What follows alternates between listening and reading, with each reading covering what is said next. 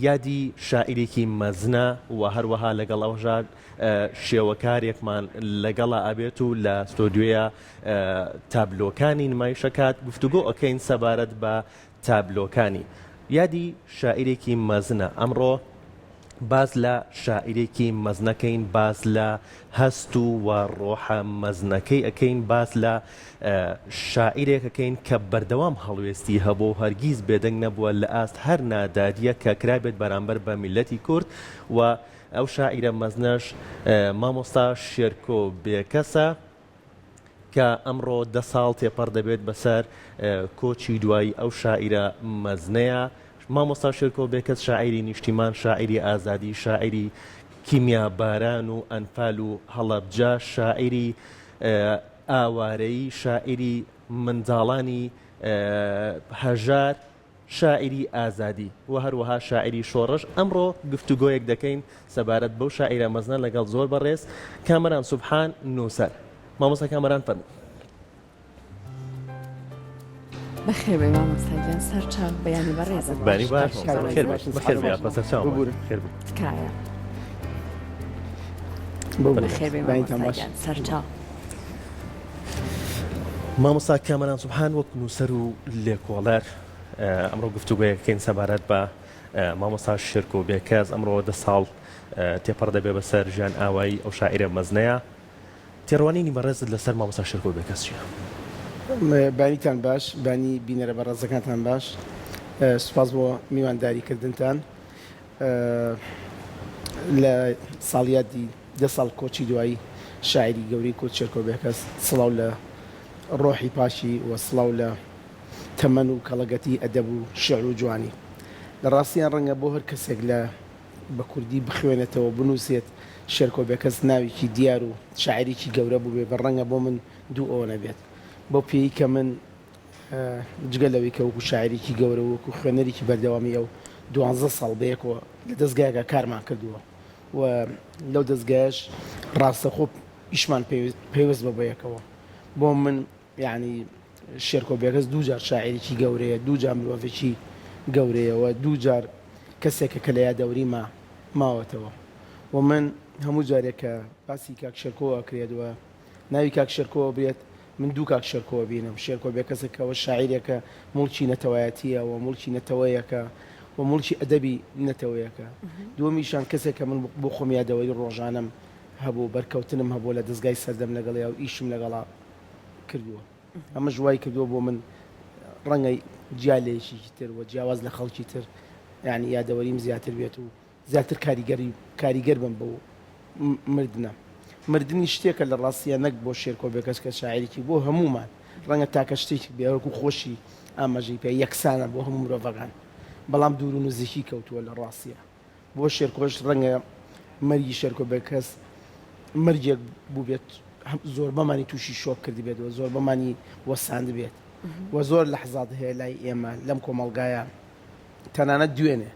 کە یادی کۆمەڵکوژی ئێزیدیەکان بوو ڕەنگە زۆر بەمان ئاواتمان خواست کە شێرکۆ بێکەس بمایە چکە ئەو بەڕاستی ئەندازیاری لاوەندنەوەی چیرۆک و بەسەرهاتەکانی ئێمە بوو لە شەهیدەوە بۆ کۆمەڵکوژی بۆ کیمیا باران بۆ ئەنفال بۆ هەمووی شێرکۆ ئەزمونێکی دەوڵەمەند بوو بەس ڕەنگە ئەمەش قەدەری نەتەوەی ئێمە و قەدەری وڵاتی ئێمە بێت کە کەسە بەناوبانگ و کەسە داهێنەرەکانمان زوو کۆچەکەن جا مامۆستا کامەران بابێنە سەر ئەوەی کە جەنابەت باسی ئەوەت کرد کە هەر کوردێک ئەگەر بە کوردی قسە بکات ئەبێ شارێکی شێرکۆ بێکەس یان خوێندە بێتەوە یا وتبێتیەوە بەڵام بابێنە سەر ئەوەی کە لە ڕووی نێودەوڵەتیشەوە هەر شێرکۆ بێکەس شاعرێکی زۆر بەناوبانگ بووە توانێتی سەرباری ئەوەی کە بەداخەوە ئەدەبیاتی کوردی بۆ نووسەران و شاعرانی ئێمە نەیانتوانی بێت زۆر وا بکرێت کە ناویان بچێتە دەرەوەی سنوورەکانی کوردستان بەڵام شێرکۆ بێکەسێکی لەو کەسانە بۆ پێی وتراوە ئیمپراتوری شەعر یاخود بۆ نمونە سەید عەلی ساڵحی ئەڵێت کە لە ئاستی لۆرکا و نێرۆدا و ئەمانەیە بووە لا دوای چ تایبەتمەندێک لە شێعرەکانیان هەبوو کە وای کردووە کاتێک سنوورەکانی کوردستان ئەبەزێنێت ئەمە نە بە گەورەی وەسفی شێعرەکانی ئەکرێت پرسیارێکی زۆر بەجێیەوە من پێم وایە یەکێک لە خەوشە گەورەکانی ئەدەبی ئێمە بەڕاستی ئەدەبێک بووە بەتایبەتی ئەدەبیاتی شاعرمان ئەدەبێک بووە زیاتر ئەدەبێکی لۆکاڵی بووە کە ئەڵم لۆکاڵی مەبەستم لە ناوخۆی خۆمانە بەداخەوە ئێمە نەک لۆکاڵی ڕەنگە شاعرانی پارچەکانی تر یەکتری نەناسن ینی نووسەرانی یەک نەناسن بۆ نمونە ئێمە لە باکوور دەیان نووسەر و شاعیر و چیرۆگوزەیە ڕەنگە خەڵکی ئەم پارچەی کوردستان باشوور و گوسان ئاگیان لە بەرهەمەکانی نەبوو بێت شێرکۆ بێکەس جیا لە هەموو نووسەرانی تر وە جیا لە هەموو شاعیرانی تر لەم بوارە زۆر باشوو بە پێشەوە زۆر باش ئیشی کردبوو هەموو جارێک ئەوی کە سەیری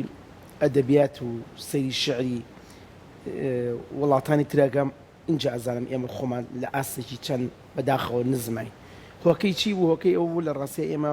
بمانێ و نەمانێ بە حکمی جوگرافی و بە حکمی ناوچەکەمان زمانێکمانەیە ژماری ئەوانی کە قسەی پێەکەن و ژماری ئەوانی کە پێ خوێنە کەمترن لە چاو زمانە زیندوەکانی بۆ نمونوکو ئینگلیزی وەکو ئیسپانی وەکو فەڕەنسی بەڵام شێرکۆ بێکەس لەمەیە ئەتوانم بڵم ڕچەشکێن بوو ڕەنگە زیادە ڕۆی نەبێ بڵم هیچ شاعرێکی کورد نییەوە یا بڵم کەم شاعری کوردی هێندی شێرکۆ بەرهەمەکانی کرابن بە زمانە زیندوەکانی جیان و بە زمانی وڵاتانی دەور و بەرمان ئێستا لە ئەدەبیاتی عەربیە ناوی شێرکۆ ناوێکی زۆر دیارە و لە ئەدەبیاتی فارسی خۆی باسی ساڵحی و کرد ئێستا شێرکۆ بێکەس لە کتێبخانەی ئەدەبیاتی فارسی وەکو کتێبی شاعیرانی ئێران مامەڵی لەگەڵا کرێت ئەمە جگە لە ئەدەبیاتی تورکی و لە ئەدەبیاتی ئینگلیزی فەڕەنسی ئیسپانی کەم زمان هەیە لە دنیاە شێرکۆ بێکەس بەرهەمی نەکرابێ بەو زمانە تەنانەت پێم وابێت لە کۆمەڵێک لە با بڵێن کتێبەکانی قوتابخانەکانی سویدیش هەر بە دڵنیاییەوە بەدڵە لە سوید و لە نرویج و لە ئەمریکا زۆرێک لە بەرهەمەکانی ئەخوێن بەڵام ئەوەی کە جگەی نیگەرانیە تا ئێستا لە وڵاتی خۆمانەوە سیستەمی پەروەردەی ئێمە و وەزارەتی پەروەردە لەم بوارە زۆر کەم تەرخەمەوە تا ئێستا پاش 10 ساڵ لە مردنی بۆ نمونە لەوانەکانی مێژووە تەنانەت لەوانەکانی ئەدەبی کوردیا من بۆی مناڵەکانەوە خۆنسەیری ئەوانەکانێکم لە باسی ئەنفالە لە باسی هەڵەبجەیە هیچی ئاماژە نەدراوە ینی مەسەلەن بۆ نمونە ئەو چامەی زۆر گەورەی هەیە بۆ گۆڕستانی چراکان بۆ ئەنفال و چامەی زۆر گەورەی هەیە بۆ هەڵەبجەوە چەندین شعری هەیە بەڵام چەند شعرێکی زۆر بەناوبانگی هەیە بۆ هەڵەبجە هیچی ئەمە لە من پرۆگرامی خوێندنی پەروەردەی خۆمانە ئاماژەی پێنەدراوە لە تەوەری یەکەمی پرسەرەکە زۆر دوور نەکەوینەوە شێرکۆ جیا لە هەموو شاعیرانی تر و جیا لە هەموو نووسەرانی تر زۆر ئیشی بۆ ئەوە کرد بەرهەمەکانی بە زمانەکانی تر چووکە ئیزانی ئەدەبی ئێمە تا نەچێتە ناو زمانە زیندوەکانی جیهانەوە تا نەچێتە ناو زمانە گەورەکانی جیهانەوە هەر ئەدەبێکی لۆکاڵیە بێت بەڵام بە تایبەتی لەم 10 ساڵی ئاخیرە لە 2000ەکانە زۆر ئیشی لەسەر ئەوە کرد و هەر لە کوردستانی باشوور لەو ڕۆژگارەیە هەڵمەتێکی بەرفراوان هەبوو بۆ وەرگێڕانی ئەدەبی کوردی بۆ زمانە زیندوەکانی جیان بەڵام بەداخەوە یعنی مەرگ ڕێگەینەیە و دوای خۆشی چەند هەوڵێک هەیە بەڵام وەک بەڕاستی وەکو پێویستنی بەڵێ مامۆستا کەمەران بۆ شاعرانی تر نەیانتوانیوە هەمان ڕێچکەی ئەگەر مامۆستا شێرکۆش نەگەرنەبەر سوودێک لە کارەکان سوودێک لە ئەزمموی مامۆستا شێرکۆ وەربگرن وەک دلیلێک بۆ قسەکەی هاوکارم سەهار کە لۆکاڵی نەبووە کارەکانی لە کۆچی دواییەکەیە نەک ئەبێتە مانشێتی میدیا کوردەکان بەڵکو بێتە مانشێتی میدیا جیهانەکان کۆچی دوای مامۆستا شێرکۆ بێکەس خۆی لە ڕاستیە کاگرەوە ڕاستە پرسیارەکە بەڵام بیریشمان نەچێت بە بڕای من پێم وایە ئەوە ئیشی شاعیر و نووسەر نییە خۆی بتوانێت ئیشکا کە بەرهەمەکانی بکرێن بە وەرگێڕن بۆ زمانەکانی تر ئەوە لە هەموو وڵاتانی دنیاە لە زۆربەی وڵاتانی دنیاە ئەوە ئۆرگانی گەورە هەیە دەستگای گەورە هەیە موسسادی ئیشی ئەوەیە یعنی ئەوەی کە من زانیاری مەبێت لە وڵاتایی تر نووسەر یەک ئیشی هەیە ئەوژێ ئەنووسێت شاعیر یەک ئیشی هەیە کە شاعر نووسێت تەواو ئیشی ئەم بڵاوکردنەوە و ئەم شتانە ئیشی موسساتە بەڵام خۆتان نەزانن یعنی کە ڕەنگە مەوزوعات وەزە هینیش بێت یعنی باسی ڕۆڵی وەزارەتی ڕۆشنبیری بکەین باسی ڕۆڵی موسساتی پەروەردەی دەستگا ڕۆشنبیریەکانی ترمان بەڕاستی لەم بوارانە ئێمە ئیفلیجین و لاوازین ینی و فەرهانگ و کەلتور هیچ بایەخێکی نییە لە کۆمەڵگای ئێمە لە کاتێکە کە ئێمە نەتەوەیەکین و ئێمە میلەتێکین لە ناو فەرهەنگەوە چوونەتە ناو مێژووی مرۆڤایەتی ئەگەر ئەم میلەتی ئێمە مێژوو فەرهەنگەکەی لێ دەرێنی حاجی قادری کۆی و ئەحمەدی خانی و نالی و مەحوی و شێرکۆ و پەشێ و چێوچی لێ دەربێنیت پیرەمێرد و گۆرانی لێ دەربێنی چی ئەمێنێتەوە ئەزانی من خۆم وەکو خۆم زۆ باوەڕم بەو تیۆری موامەرە نییە بڵم دوژمنەکانمانەوە دوژمنەکانمانەوە بەڵام تۆ سەیری کرد لە مێژووی 200 ساڵی ڕابردووە نێرەکانمان هەموو شتێکیان کرد بەرامبەرمان تاکە شتێک کە نەیانتوانی زمانەکە بوو و فەرهەنگەکە بوو هەر کاتێک زمان و فەرهەنگمان کەوتە بەر ئەگەری ئەوەی کە لە ناو بچێت نەمێنی خۆشمان نامێنی تۆ سەیری کە لە باشووری کوردستان 100 ساڵی ڕابردوو لانی کەم 100 ساڵ چی لەم میلەتە نەکراوە بەڵام چکە زمانەکەی مابوو ئەدەبەکەی مابوو بە پێوە ساوە تو سەری باکوور کە لە تەنیشتمانە باسی 100 ساڵ ناکەم باسی 30 ساڵ 40 ساڵی ڕابردووەکەم چی نەکرا بۆ میلەتە بەڵام چونکە فەرهەنگ و زمانەکەی ماوە ڕاستە لاوازە بێت ڕاستە پرتەوازە ئەبێت بەڵام بە پێوە ئەمێنێتەوە بەڕاستی بە پێوە ئەمێنێتەوە بۆیە بە بڕوای من هەر میلەتێک ڕێز لە فەرهەنگ و گرنگی بە فەرهەنگ و بە شوناس و بە زمانی خۆی بە ئەمێنێتەوە ئەزانی من زۆر بە شتنی گەرانە بم کە هەندێک نووسەر و هەندێک کەس دائیمە دیدێکی ڕەش بینیانیان بە زمانی خۆیان هەیە ئەزانی یەکێک لە دیارترین ناسنامەکانی شێرکۆ ئەوە بوو کە شانازی بە زمانی کوردیەوە کرد و زمانی کوردی لای ئەمە خۆشەویست کرد بەڕاستی و منیش بۆ خۆم ینی بەم ئەزمونە زۆر متەواضعەوە بەڕاستی زمانی کوردیم خۆشەوە حەزەکەم پێی بنووسم منم توانی بە زمانی عەرەبیش بنووسم ڕەنگە بۆ منیش خوێنەرم زۆرتر بووە بەڵام نەخێر بە پێچەوانەوە من حەزەکەم بە زمانی دایک بۆ زمانی کە پێی لە دایک بووم بۆ قەدەری کە لە دایک بووم کە من بە کورد لە دایک بووم ئەمێ بۆ زمانە بنووسم بەڕاستی بۆ زمانە چێژ بم بە خوێنەرەکانم بۆ زمانە خۆم چێژ ببینم بەڕاستی من قەت ئەو نەزەریەم نییە زمانی کوردی بە نەفرەت کەم فەرهەنگی کوردی بە نەفرەت کەم یعنی کولتوری کوردی بە نەفرەت کەم ئەزانی لە هەموو لە حەزە ناومێدیەکانی ژیانی کاک شێرکۆیە لە بیرەوەریەکانی باسیەکات لە هەموو لە حەزەکانی زمانی کوردی خۆشویستووە شێرکۆ زمانی کوردی خۆشویستوە بۆیە ینی زمانەکەی بوو بە قوتابخانەیە بووە شەری بەڵام بە پێچەوانەوە ئێستا هەستەکەی بینیت لە ئاستی زۆر باڵایە خەڵک زمانی خۆی بە نەفرەتەکە فەرهەنگی خۆی بە نەفرەتەکات ڕۆشنبیری خۆی بە ئەمە تیۆریکی زۆر هەڵەیە و من خۆم پێش ئەوەی خوێنەر چێژ لە بەرهەمەکانم ببینێ خۆم چێژی لێوێنم خۆم حەزەکەم بە کوردی بنووسم خۆم حەزەکەم بە کوردی بخوێنمەوە ڕاستە بە عەرەبیە خوێنمەوە بە زمانی تر ئەتوانی بخوێنەوە بەڵام بەڕاستی خوێندنەوە و چێژوەرگن لە زمانی دایک لە سەروی هەموو لایەنەکانی ترەوە باش جا مامۆستا کامەران ئێمە لەگەڵ بەڕێزت گفتوگۆکەمان بەردەوامی ئەبێت بەڵام لە ئێستای گوێ لە پارچە شعرێکی جوانی مامۆستا شێرکۆبێ کەسە ئەگرینەوە جا دواتر دێنەوە لای بەڕێزت با بە ئێکۆ گوێگیری ئەم پارچە شعرە جوانە شەوێک شعرێکم بۆ نووسید لە ناو شعرە بەفرباری و من بەسەریا خەوم لێکەوت بۆ بەیانی وەختێک کە چاوم کردەوە بەفرەکە هەمووی توا بۆ شعرەکەشم ئاوردبووی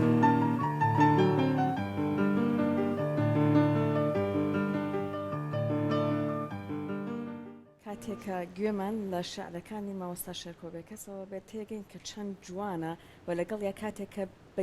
دەنگی خۆشی خۆی ئەبێ ئەوەنەی تر لطف و جوانی ئەو شعرانە زۆرترە بێ بابینە سەر تێڕوانین و دیدگای مامۆستا شێرکۆبێ کەس بۆ بابەتی یەکسانی خوازی جا ئێستا ئەم بابەتە ئەگەر تایبەت بێ بە بابەتی ڕەگەز وەک ئەوەی کە بۆ نمونە لای وابوو ئەبێ ژن و پیا و بە یەکەوە یەکسان بن تەنانەت گلەیی هەبوو هەندێک جار لەوەی کە ئەم جیاوازیانە هەیە بە قسەکەی خۆی ملوان کە هەر شعرێک بوو بۆ ژنان و هەروەها ئەوەی کە بۆ نمونە لەسەر بابەتەکانی تر لەسەر نەتەوە بێت هەر بابەتێکی تر میمان و باوەڕی هەبوو بە یەکسانی و ئەمە بە تەواوەتی لە شعرەکانیان ڕەنگیدا بوو بابێنە سەرم دیدگایە و ئەوەی کە ئەم دیدگایە تا چەند وای کردبوو هەم شعرەکە ئەوەنەی تر لە نێو خەڵکە جێب کاتەوە هەم ئەوەنەی کە ئەوترێت هەر بەرهەمێک ئەگەر زۆر دەوڵەمەند بێ ڕەخنەشی زۆرتر ڕوبەڕوو ئەبێتەوە ئەمە وای کردبوو کە زۆر بەهێزانەتر لە بەرامبەر ڕەخنەکانە دەرەقەت بێت جوابیان باسەوە سوپاس لە ڕاستیە یەکێکی تر لە تایبەتمەندیەکانی لەسەر پرسیارەکەی جەنابەیەکی تر لە تایبەتمەندیەکانی شعری کاک شێرکۆ هەمە ڕەنگێکی پێوە دیار بوو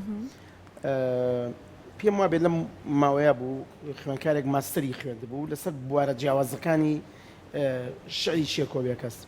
ئەزانی کەم بوار هەبوو شێرکۆ ینی شعری لەسەر نەنووسێت یەکی لەوانی کە جەنابە ئاماژەی بیا یەکسانی ژن و پیاوە ئەو خۆی پرنسیب و مەبادیئی خۆی وابوو باوەڕی خۆی وابوو یعنی لە باوەڕێ بوو کە زۆر باوەڕی بە یەکسانی ژن و پیاوە بوو تەنانەت تا ڕادەی زیادەڕۆیکردنیش ئەوی لە کوردیا لە زمانە پێڵم مبالەغەکردن و زیادەڕۆیی کردبوو لە یەکسانی ژن و پیاوە خۆی باوەڕی پێی بوو یعنی باوەڕی خۆی بووە پێم وایە ئەگەر ژن لە شعری شێرکۆبیەکەس دەربێنیت ژن لە شعری شێرکۆبیەکەس دەرێنی کۆمەڵە و شەو پیت و ڕسە ئەمێنێتەوە هێندە ژن قورسایی هەبوو وە لە زۆر شعری شەوەداخە من خۆم هەر بە سروشتی خۆم کەم شاری لەبەرە بەڵام سەدان شعری هەبوو بۆ ژن بۆ دایکی بۆ کچی و نازانم بۆ یعنی بەردەوام ژن تەنانەت لەو چامانی کە بۆ تایبەتیەکانی ژنووسوێتی وەکو گۆڕستانی چراکان وەکو دەربەندی پەپولە وەکو ئێستا کچێک نیشتیمانمە زۆربەیان ژن فیگەری سەرەکی بوو و زۆر باوەڕی بە پرسی یەکسانی ژن و پیاوە بوو پرسی یەکسانی مرۆڤ هەبوو چکە و پێیوا بوو کە ئەمەی چێکە لە تایبەتمانەکە تەنانەت لە دیوانی ملیوانکەی کە من پێم وایە ئەوە زۆر بەو زەراوە باوەی ئێستا فیمینیستیانە و ژنانە بوو و نەک پرسی یەکسانی تەنانە پرسی پەروەردە پرسی ئازادی زۆر پرسی تریش کاکشێرکۆ قسەی هەبوو و زۆربەی قسەکانیشی بە شعر بوو یا بە پەخشانە شعر بوو و ئەمە ژێکی ترە لە تایبەتمەندەکانی کە من پێم وایە وەکو خۆم کە کاکشێرکۆ جیاکاتۆ لە زۆر لە شاعیرانی نەوەی خۆی و نەوەی پێش خۆی بڵێ مامۆستا شێرکۆ لە هەر سەردەمێکدا ژیا بێت بەردەوام هەڵوێستی هەبووە و ئەکرا ژیانێکی ئاسایی بژی وەک شاعیرێکی ئاسایی دەرکەوێت ئەگەر دوور بواە لەم هەڵوێستانەی لە هەر سەردەمێکا بوو بێ باشە بەڵام بەردەوام بۆتە قوربانی هەڵوێستەکانی خۆی ئەم ژیانە پێچەوانەی هەڵبژاردەوە ئەم ژیانە پێچەوانەی بۆچی لە ژیانی مامۆستا شێرکۆ بێکەسە هەڵبژێراوە و بەردەوام قوربانی یاوە لە پێناو ئەو هەڵوێستانەیە وڵی کاگڕۆن منە پرسیارکەی جەنابەتیە گەشتم زۆر ڕوونە کاکشێرکۆ تەنەها لە بواری سیاسیە ینی باجینەوە لە ڕاستێ لە بواری کۆمەڵایەتی شاوە تەنانەت لە بواری پەیوەندی کۆمەڵاتەکانی خۆشە باجیەوە یاوە هەروکو پرسیارەکەی خاتون کە پێش جەنابە کردی شتێک بوو خۆی باوەڕی پێ بوو باوەڕ زۆر موهیمە ڕەنگە ئێمە هەریچێکمان لە ژیانە باوەڕێکمان هەبێت ئەم باوەڕە جێگەی مقنعی بەرامبەر نەبێ بەڵام تۆ باوەڕێک و پرنسیپێکە خۆی بێت بەرگری لێ بکە زۆر پرنسیپ هەبوو کە کاکشێرکۆ خۆی باوەڕی پێی بوو و ڕەنگە من لەگەڵ تەبانە بوو هاوڕەکەی لەگەڵ تەبانە بوو بێ کەسە نزیکانی تەبانە بوو بەڵام ئەو بەرگری لێ هەکرد ئەمە بۆ مرۆڤ زۆر گرنگە من تەنانە لە ژیانی خۆمان هەندێک جار بیر و باوەڕێکمێ ئەزانم کەسە نزیکانم باوەڕیان بۆ بیر و باوەڕیان نییە تااقەتی گفتوگۆ و تااقەتی جەدەلم نییە لەسەر ئەوە بەڵام بە پێچەوانەوە کاکشێرکۆ زۆر لەسەر ئەوە یعنی شتێک کە باوەڕی پێی بوو هەندێک جار ئەشیزانی ڕەنگە سەداسەد شتەکەی وانە بێت بەڵام بەرگری لێ کرد بۆ مرۆڤ و بۆ شاعیر ئەمە زۆر موهیمە شتێکە خۆت ینی شتێک کە باوەڕی پێی بێت نەک شتێک بێ بە ڕۆتینیاتی ژیان دەوامێکە ئیشەگەکەی میدیاکاری نووسەری فەرمانبەری چیت بۆ بە ڕۆتینیاتی ڕۆژانە ڕێک ئەمە پێچەوانی ئیشی کاکشێرکۆ بوو کاکشێرکۆ ئەو شتێک کە تۆ پرسیاری لێ کرد ئەو لە دڵەوە باوەڕی پێ بوو تەنانە وەکو خۆشی ئاماژەی پیا و لە بیرەوەرەکانیشە زۆر هەڵوێست باسە ئەکرێت بڵین هەڵوێستانەی بۆتە هۆی ئەوەی کە مامۆستا شێرکۆ بێکەس ڕێچکە شکێن بێت یان جیاواز بێت بە دڵنیایە کە ئینسان هەر پرنسیپی بوو بێ باجی بۆ بات و زۆر جار خۆشی ینی لە بیرەوەرەکانی باسەکان نووسین بە ئاوی خۆڵەمێش لە زۆر وێزگی ژیانە ئەڵە هەستم بە غوربەتێکی قوڵ کردووە کە ئەو بیر و باوەڕی کە من هەمە ینی ڕۆژگارێک کاکشێرکۆ لە چیاکان بووە پێشمەرگە بووە باسی ئازادی کردووە باسی پێشلکاری ئازادی کردووە لە شاخ کە ئەمە زۆر قورسە و ڕۆژگارێک یعنی لە شۆڕشی ئەیلولا شعری نووسیوە بۆ یەکێ لە سەرکردە دیارەکانی کورد کە ڕەنگە برادەرەکانی زۆریان پێ ناخۆش بوو بێلۆگات بەڵام چونکە خۆی باوەڕی پێ بووە لەو ڕۆژگارەکە و سەرکردە بە سەرکردی هەموو کوردی زانیوە لە کۆبەرەمەکانە چاپی کردەوە چکەوتی من لەو ڕۆژگارەیە ئەوە سەرکردەی کوردی بووە و تەنانەت پێچوانی ئەو شەپۆ لە باوەش کە لە هەشتاکانە ئەوانەی لە چیاکان بوون و پێشمەرگە بوون هەمووی پیان وا بوو کە ئەمە قیبلەی ئازادی کوردەوە ئەمە وێزگەی ژیانی ئازادی کوردە بەس کاکشێرکۆ دەیان ڕخنەی گرتووە لە پێشمەرگە کە لەو سەردەما ڕەنگە هیچ سەرکردێکی کورد نەیوێرا بێت جورئەتی ئەوەی نەبوو بێت ینی ڕخنەی گرتی و ئەمە زۆر مهمە و تەنانە ڕووداوەکانی 10 ساڵی پێش کۆچی دوایی ڕووداوە سیاسیەکان ڕووداوە کۆمەڵاتەکان کاکشەکۆ هەڵوێستی بوو کە پێچەوانەی هەڵوێستی باوی ئەو حیزبە و ئەو لایەنانە بوو کە کاکشەکۆ پشتیوانیە کرد بەڵام ڕەئی خۆی هەبوو و زۆر مهمە نووسەریش و ئەدیبیش ڕێیەکی بێ بەڵام مەرجنی هەموو جارە ڕێیەکانی هەرزان فرۆشکات ئەو کاتی پێویستەکە کە تۆ ڕێی هەبێت پێویستەکە ڕێی هەبێت کاک شێرکۆ ئەم تەوقیتەی زۆر جوان کار لەسەر کرد لەو کاتی کە پێویستی بە ڕێی بوو ڕێی خۆیە بوو زۆر باش با بچینەوە لای ئەوەی کە گوێمان لە پارچە شعرێکی دیکەی مامۆستا شێرکۆ بێت کەسەڵ بێت ژن هەمیشە ژن یەکەم زستانێ بوو چوومە خەیاڕی بەفرەوە و خوڵ داچووم و دڵم بەستی و تیا مامەوە لە بەهارە هەڵە کۆچێک بە ئەسپایی منی هێنایە دەرەوە و لەگەڵ خۆیدا پێشکەشی کردم بە بستی شۆڕە ژنێک بەڵێ مامۆستا پرسیارێکی دیکە ئەکرێت بڵین مەرگی مامۆستا شێرکۆ بێکەس کاریگەری چی بووە لەسەر ئەدەبیاتی کوردی بەگشتی بە دڵنیایی یەکەم پرسیاری بەنامەکە باسی ئەومان کرد بەڵێ باسی ڕووداوی شنگال و ئێزیدەکانمان کرد زۆر کاریگەریە بوو یەکێک لەو کاریگەریانە بە بڕای من ینی لە وێزگەیەکە شعری کوردی وەسا بەڕاستی من زیادە ڕۆی ناکەم بەڵام دوای شەرکۆ هیچ شاعیرێکی تر دروست نابێتەوە بە دڵنیایە شاعیری تر هەیە بە ڕەنگی تر بە تامی تر بۆ نمونە لەتیف هەڵمەد هەیە عەبدوڵڵا پەشێوەیە بەختیار عەلی هەیە دەیان شاعیری ترمان هەیە کە بە ڕیتم و ڕەنگی جیاوازتر شعریان هەیە و ئەدەبیاتیان باڵاکات بەڵام بە بڕوای من ئەم ڕیتمە و ئەم شێوازە لە شعری شێرکۆ لە وێزگەیەکە وەسا بەڕاستی و ئەم شێوازە تا ئێستا نەمان بینیوتەوە ئەگەر تۆ بینیوتە لە کەسێکی درا پێم بڵە من بەس من تا ئێستا نەمبینیەوە بەم ڕتمی شێرکۆ بەم ستایلە لە دوای 2012 وێزگەیەک گۆشەیەک ڕەهەندێک لە شعری کوردی وەساوە ئەمە کاریگەریەکەیەتی بەڕاستی و ئەوە کاریگەریەتی کەسی تر دروست نەبووەوە کە بتوانێت ئەو ڕچە شکێنە بێت بەڵام هەرکو ئاماژەم پیادەیان شاعری تر هەیە بە ڕتم و شێوازی جیاواز بەرهەمیان هەیە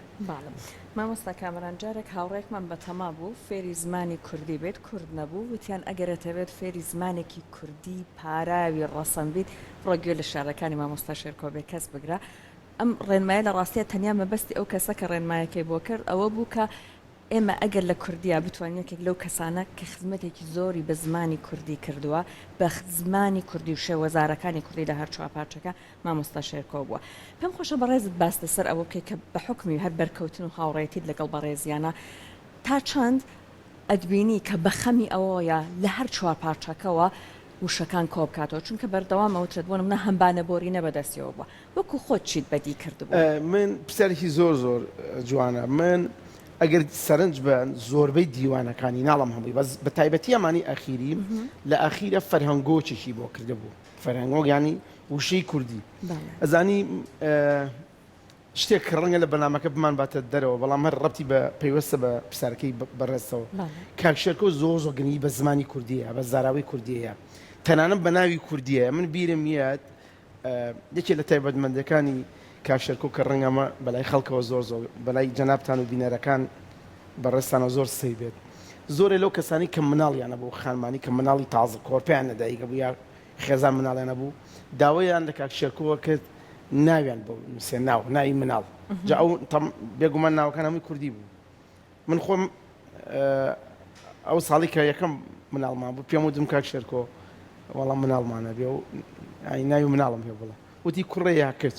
وتم کچ وتی ناوی کچی زۆر جوانەزانم ئەزانی نێکی بۆ نووسیم لیستێکی بۆ نووسیم ئێستاش کە لەگەڵ ئێوە لەم بەرنامەیە قساکەم ئێستاش ماوە لە مۆبایلەکەمە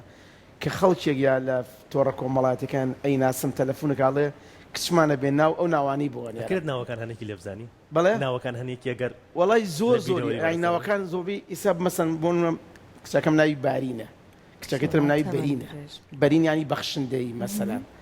ئەنی ئەوە هەردووچیان ئەو ینی کرد لە لیستەکە زۆر ناوی تری تایە مەسەلەن ناوی نامی تیا بوو ناوی زۆر ناوە ینی بەس ئینەکان ینی یا نۆی تیا بوو اینجا ئەو گرنگی بە زمانی کوردی شێوەزارەکانە کاکشەکۆ زۆر سەرسام بوو بە شێوەزاری مکریان پێیوا بوو مکریان ئەگەرم قسەیە تۆزە هین بێت لە سیاقی خۆیان بەکاری بێنم پێیوا بوو وڵی کانیاوی سەرچاوی کانی زمانی کوردی ناوچەی مکریانە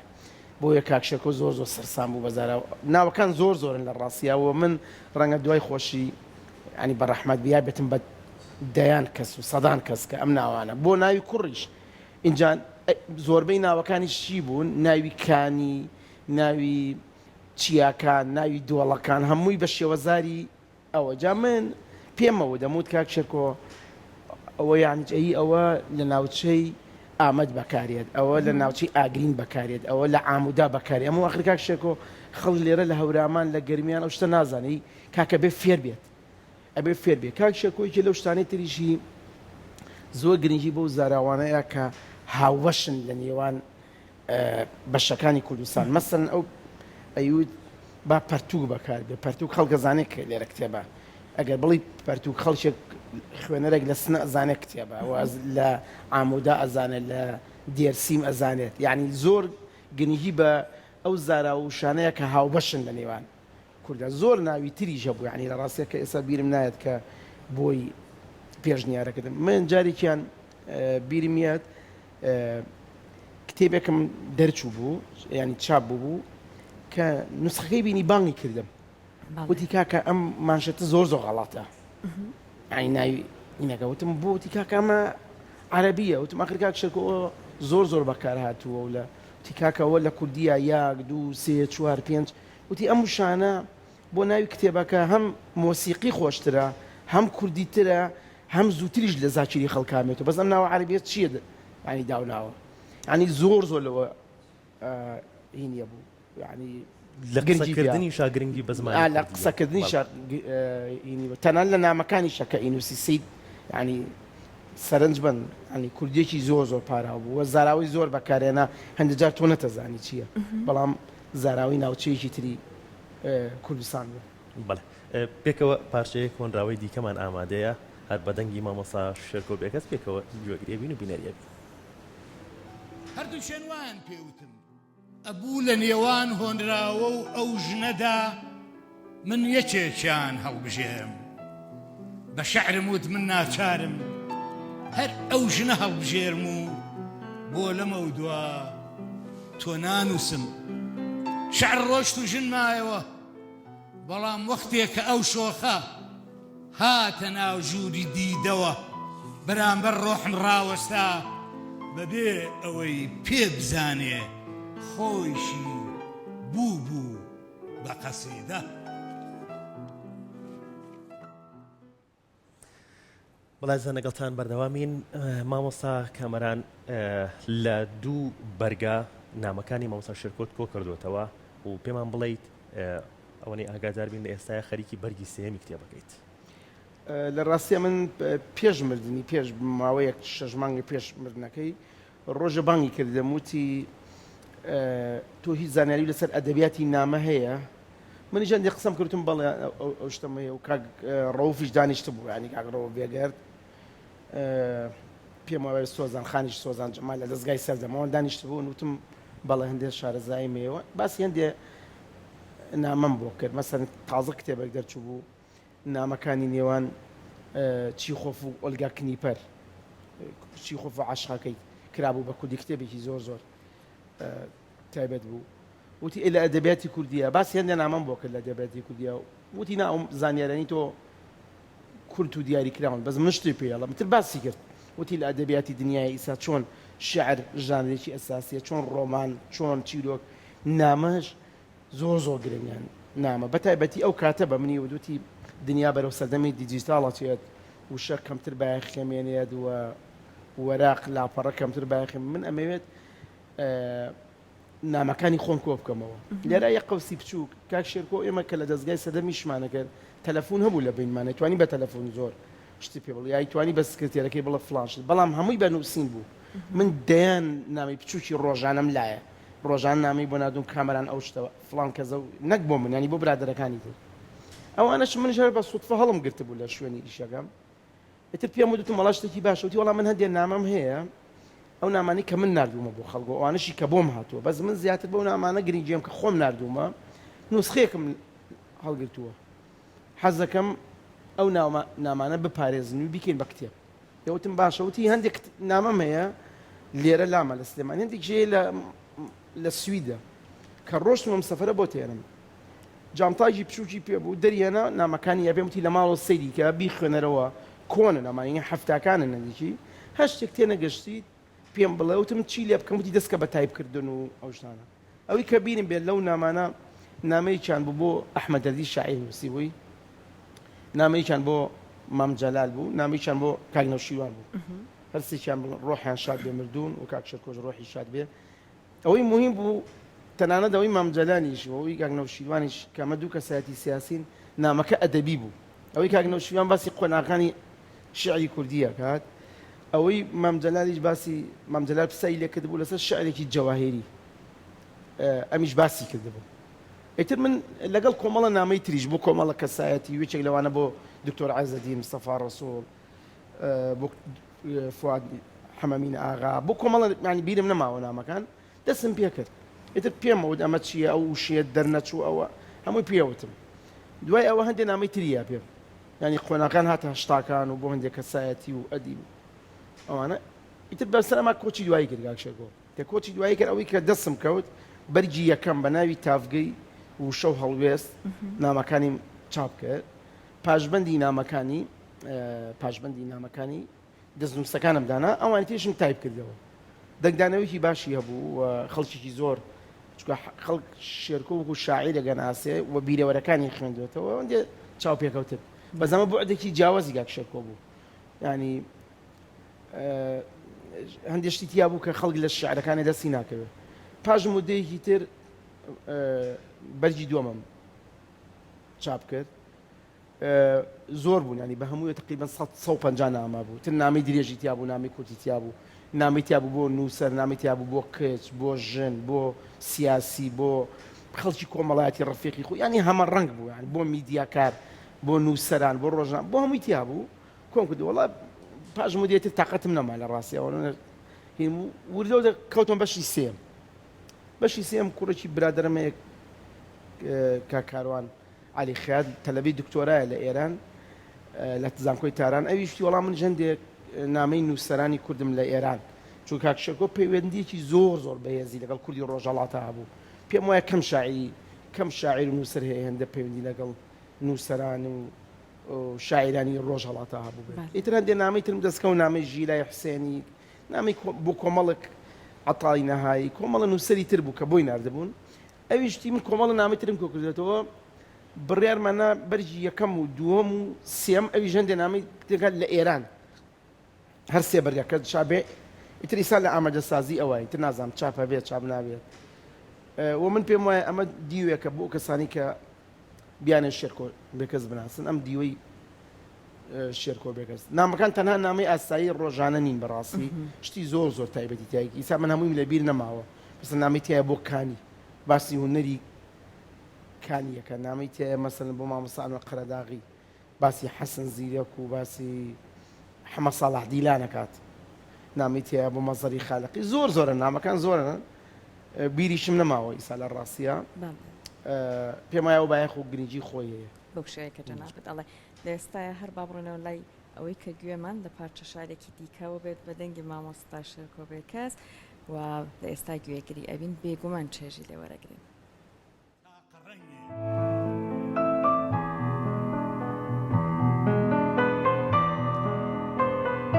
ئەو جۆگەلەیە کە لایدا لەبەر ئەوە بوو دەخڵێکی تینووی بینی ئەو باخە بۆیە وازیز و پەشۆکاوە شۆڕەبیەکی دوو ڕۆژە بە کوڵەگری ئەو کەمانچەیە بۆیەوە دڵی خۆشە لەبەر ئەوەی کچە ئاوازێکی جوان و کەڵەگەتی لە ناو هۆڵەکە بینی ئەو قەڵەمە بۆیە لالوتە لەو شعرە چونکە ئەم خۆی ئەوی ناسان بەم دنیاە و کەچی بەلایە تێپەڕی و نەیەک سڵاوی لێ کرد و نەدواندی منیش بۆیە ئەمڕۆ پڕم لە غوربەت و لە تەنیایی لەبەر ئەوەی لە ناکاوێ تۆ جێت هێشتم و تاقە خەونێکی بەهارەکە لە لام بوو تاقە ڕەنگێ ئەوی شوەری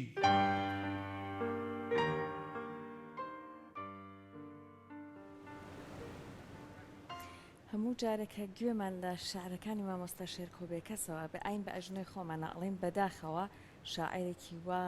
لە نێو کوردانە لە ئێستاە بەجەستە نەماوە بەڵام بە هیوای ئەوەی کە سۆز و خۆشەویستی بۆ ئەم شاعرە لە ناو دڵی هەموو مەنابێت کە بەرهەمەکانی بپارێزین جا ئەم ڕۆژ چالاکێک ڕێک خراوە لە ساڵیادی کۆچی دوایی بەڕێزیانە پێم خۆشە بەڕێزت زیاتر زانیاریمان بێبەی لەسەر ئەم چالاکیە زۆر تەفاسیلەکەی نازانم بەس ئەوە نازانم هەر لەسەر وەسەتی خۆیەتی کە لەسەر مۆنمنتەکەی یادی بکرێتەوە و مۆسیقا و شعر ساز بکرێت ئەمڕۆ سعات حەوت لەسەر مۆنمنتی شێرکۆبێکەس لە پەرچی ئازادی مەراسیمی ساڵیادەکەی بەڕێوەچێت شاعرانی وەکو قوبادی جەلیزادە کەژاڵ ئەحمەد هەڵۆ شێرکۆبێکەس شعرە خوێندنەوە و ئەو یادەش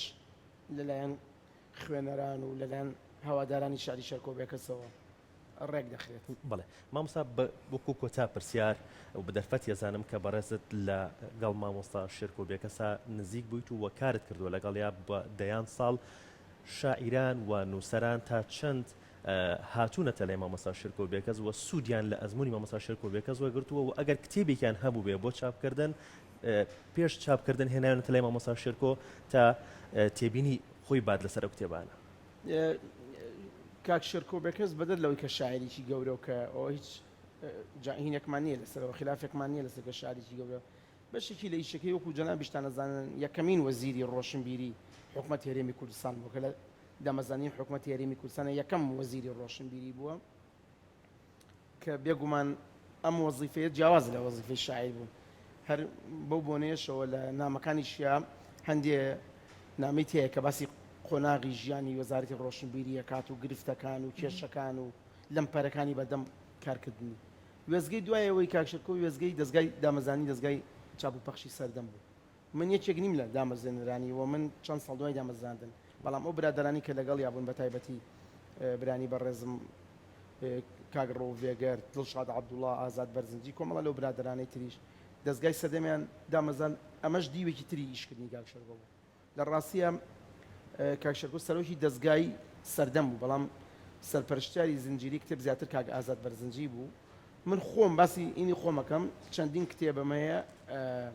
کاک شێرکۆ پێ چاپکردن بینیوێتی و سەرنجی ئەمە جگە لەوەی کە گۆڤارێک من لەو گۆڤارە بەڕێوەبەری نووسی بووم کاک شێرکۆ خاوەنی ئیمتیاز بووە بەردەوام یعنی لە مانشێتی گۆڤاری ئایندەوە تا ئاخری سەرنجی هەبووە لەسەری و قسەی کردووە بەدەل لە شاعیر بوونی خۆی ینی بەدەل لەوەی کە لە شاعرە دەیان جار ناونیشانی گۆڕیوە دەیان جار سەرنجی هەبووە و خۆشی حەزی لەو شتە هەبوو و سەرنجی و بەتایبەتی کە لە گۆڤاری ئایندە ئێمە کاک دڵشاد عەبدوڵڵا سەرنووسەری گۆڤارەکە بوو خۆشی شاعیر بوو نەکبەتیەکەی ئەو بوو کە من کەوتبووم بینی دوو شاعیرەوە شێرکۆبێکەس و دڵشاد عەبدوڵڵا دوو شاعری دیار دوو شاعری بەناوبانگ دوو شاعری تایبەت ئیتر هەموو جارێک من لەو بینە ئەوە هەرچیان بوو تەوەکو عەرەبەڵێ بەوای بووم تا سەمیعنا وەطەعنا چکەوان مامۆسای زمان و مامۆسای وشە بوون بۆی ئەمە دیوێکی تری کاک شێرکۆیەوە سەبارەت بە کاریگەریشی بە دڵنیاییەوە ئێوە هەردووکتان میدیاکار و ڕۆژنامە نووسن شێرکۆبێکەس کاریگەری لەسەر ئێوەشە بۆکو شاعیر جاوەرە کەسێک کە ڕۆژانە ئیشی لەگەڵا بکایەکێک لەو بۆرە ئیشەکە کاک شێرکۆ ئیشی تیا کردووە زۆر زۆر سپاس بۆ تەجوانەکانی بەڕێزت